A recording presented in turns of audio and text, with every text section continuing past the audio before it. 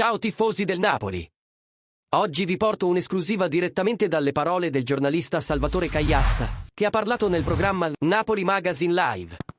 Prima di cominciare, vi ricordo di lasciare un like e iscrivervi al canale per non perdervi nemmeno una delle ultime novità sul nostro Napoli. Cagliazza ha toccato diversi punti interessanti, partendo da Victor Osimhen.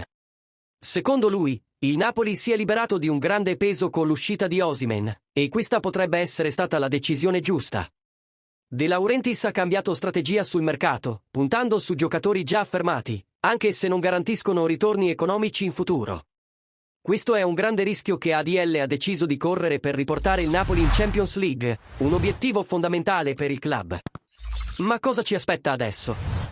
Cagliazza crede che il Napoli non farà ulteriori acquisti fino a gennaio.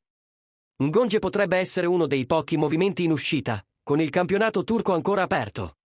È stato anche menzionato il nome di Antonio Candreva, che Conte stima molto, ma la sua età avanzata potrebbe essere stata la ragione del no. Infine, Cagliazza ha parlato di Romelu Lukaku, descrivendo il belga come un attaccante di grande capacità offensiva, pronto a segnare molti gol per il Napoli e competere per il titolo di capocannoniere. Parole importanti anche da parte di Buongiorno, che ha elogiato Lukaku durante la sua presentazione. Allora, tifosi, cosa ne pensate? Siete soddisfatti della nuova strategia di mercato del Napoli?